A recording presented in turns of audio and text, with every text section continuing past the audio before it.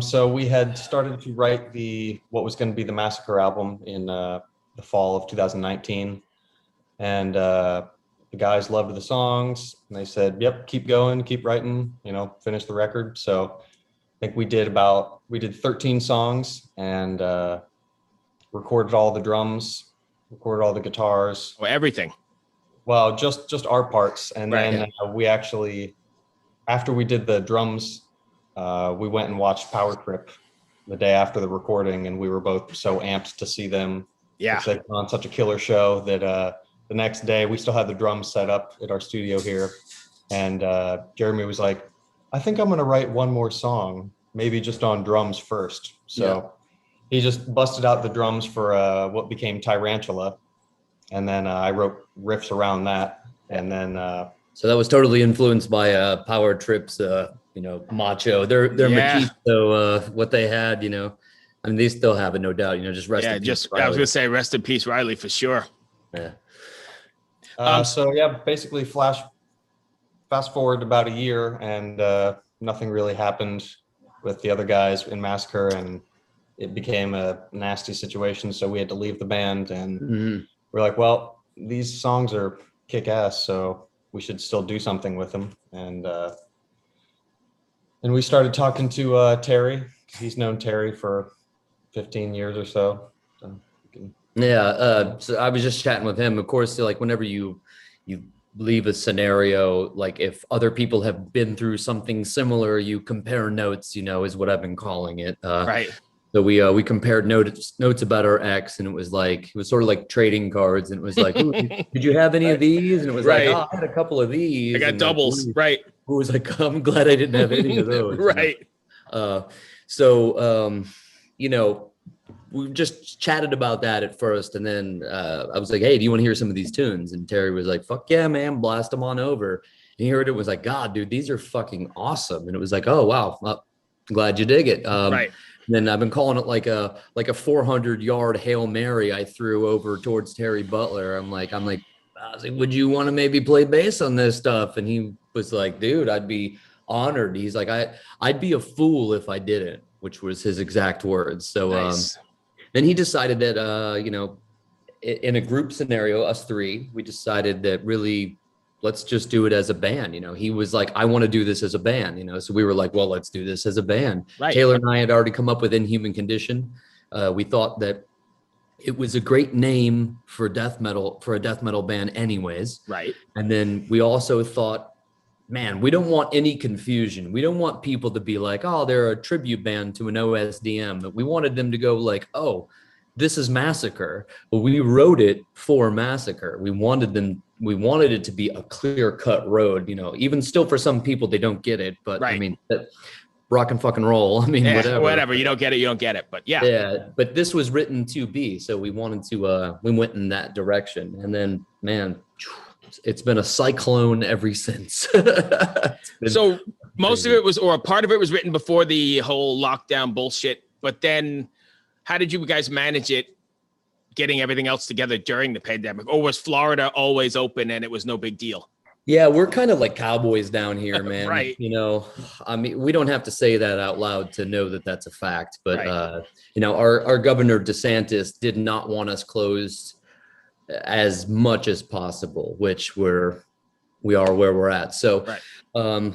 we were really safe anyways, and we really took great precautions. We wore our masks religiously, and we quarantined, and we did all of that stuff. So when Terry came up, he just tracked all of his bass here at our studio, and then Ross had come over and tracked some solos. One of his solos made the record, and that's on Tyrantula. But on our next record, we're going to release the other 5 songs that we have on there. And that'll feature 2 more of Ross's solos. So he played on 3 songs total. So you've already got a whole nother record written? Oh, dude, we had written that November 2019. We had that all totally done and recorded on drums and guitars, was super done. So it's So what's it like then, having these things finally come to life? A year and a half later, 2 years later, almost? Oh man, it's magnificent. It's amazing. we loved these things and we put a lot of time and energy into it. And by these things, I mean, we loved these songs. We really like, so to have them come to fruition and come out to the limelight is great, man. You know, it's great. It was like a pregnancy almost. And then the baby's almost out. Right. And then you transfer it to a different womb. Yeah. And then it finally comes out. And then you got to let it go and just, does it make you feel vulnerable or anticipatory letting it go after all that time? Like wondering what the results are going to be? Yeah. A little bit. Yeah. We release a lot of music though. So yeah. As a team, you know, him and I, Right. not that it doesn't matter, not that our music doesn't matter to be out there, but you know, I was really curious how folks were going to take it. Me in particular, I was like, I don't know, man. You know, I didn't know if we're going to be slagged as of this or, you know, hell, you have no idea how people are going to receive it, but I guess I expected more backlash, to be honest. Really? Just given the whole massacre drama. Yeah, I kind of expected a bit more too. But I feel like you guys have some sort of reputation and some sort of, you know, long standing, not just like, hey, this is my first record away from massacre or anything else. I mean, you've done a lot of shit. So you should have some sort of pedigree, right?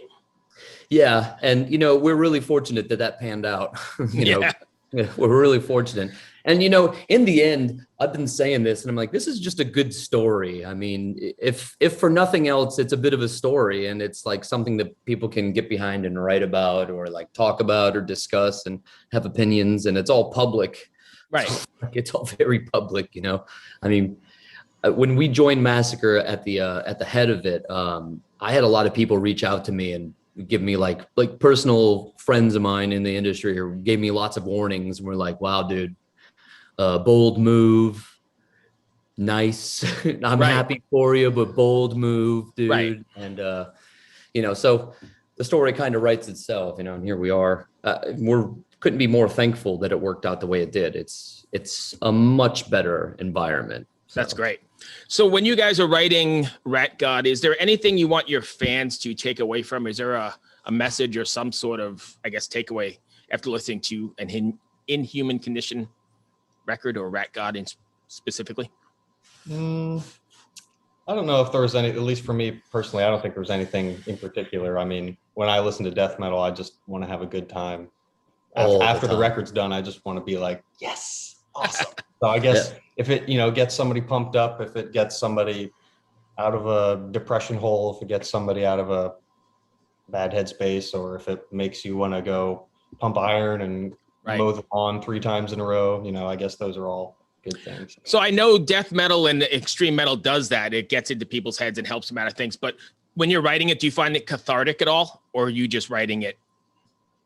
Me personally, I do. Yeah, me personally I have such a good time writing riffs. I think that's like the most fun thing to ever do. So I had a lot of fun writing these lyrics too. It was like I wrote half the record and Taylor wrote half the record. For those who aren't aware. And then we had a guest writer for the 9th song, and that would be Paul from Cannibal Corpse, the drummer. We thought it'd be really fun to have you know, be able to like be in Cannibal Corpse for a second. Right.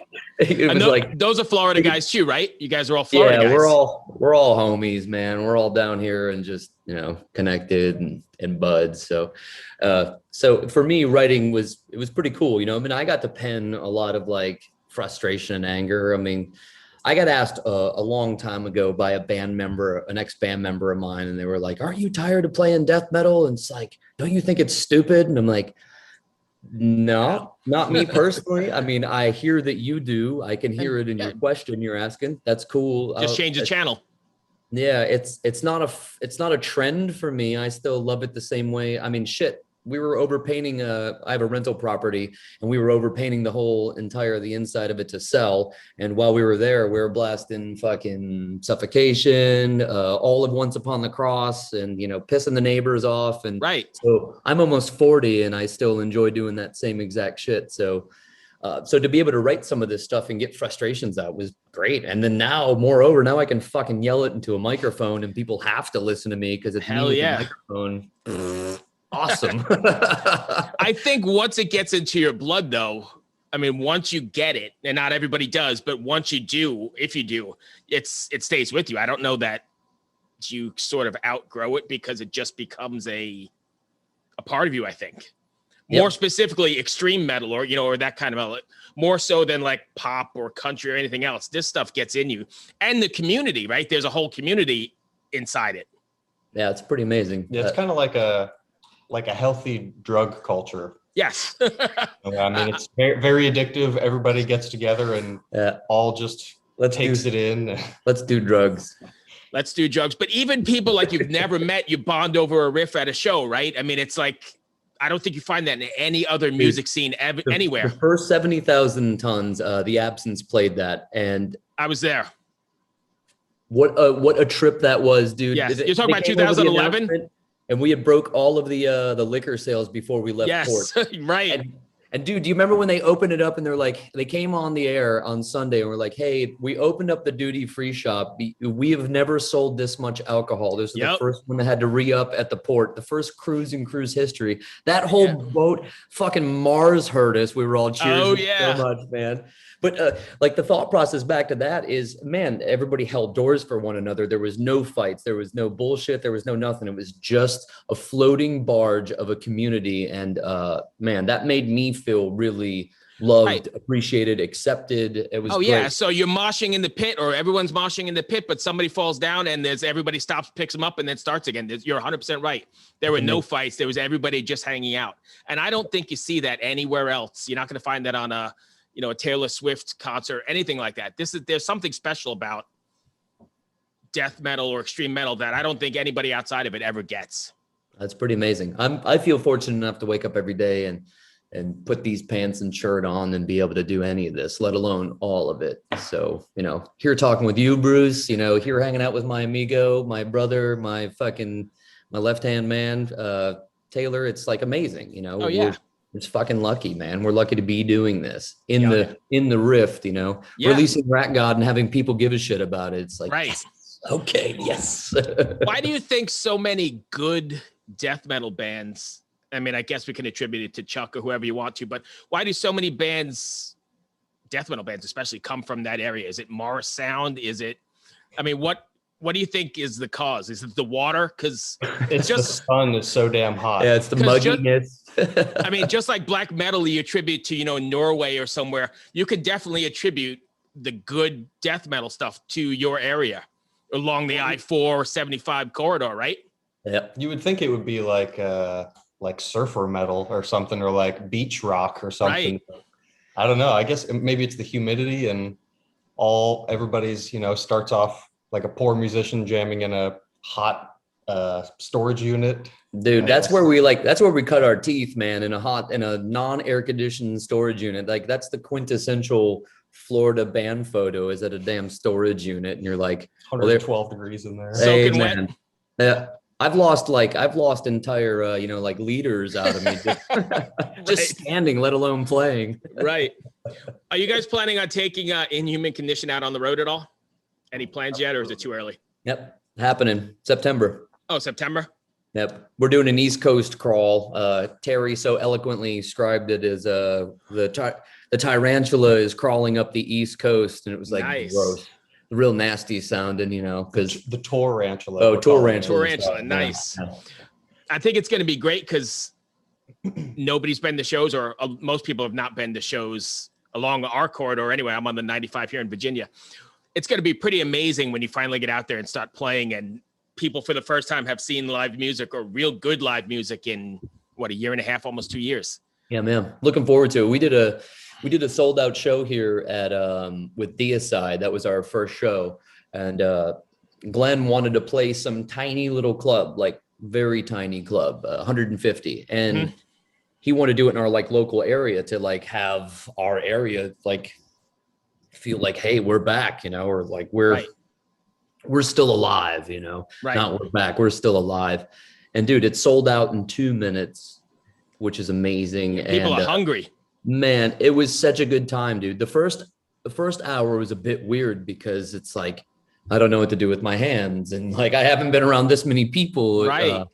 But we had I had my vaccination at that point, and then it was just kind of starting to roll out then. It was back in April.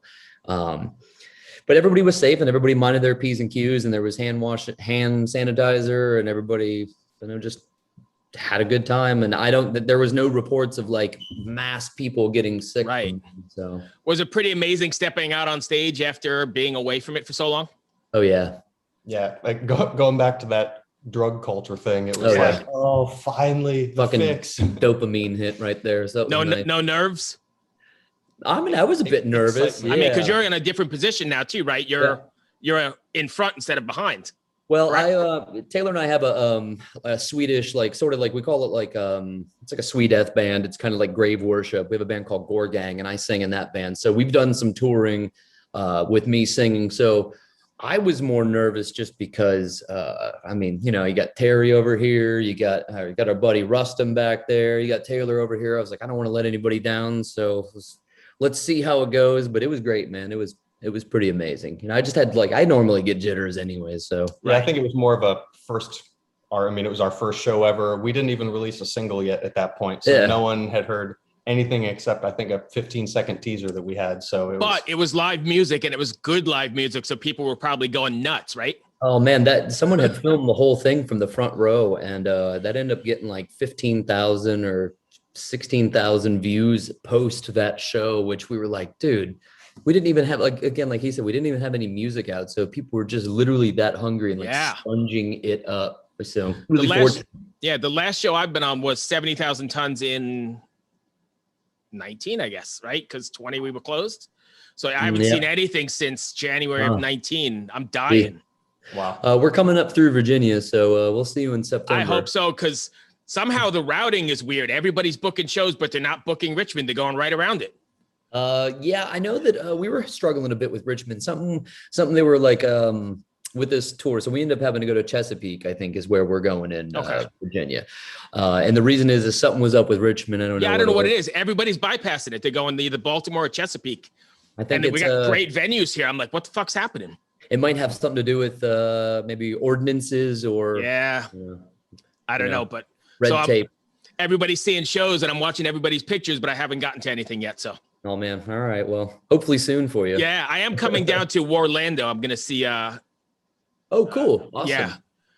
Over in Judas Priest, and I think Sepultura is on that, maybe, or Soulfly. Somebody else. Soulfly. That'll be pretty good. Killer. Nice. Did I miss anything you guys want to cover? No. I think it was kind of it. Eat your vitamins and eat your Wheaties, and pick up Rat God. It's out now, and we'll see you in September up the East Coast. Up the East Coast. I'll make the trip to Chesapeake to see it for sure, because that's only about an hour and a half. Love to hang out with you, Bruce. Awesome, man. Thank you for taking the time, my friends. Sorry about the little glitches earlier, but we got it done. And all good. Thanks for your time. Be well. Good luck with the record, and stay safe. Thank you, bud. See you. Bye.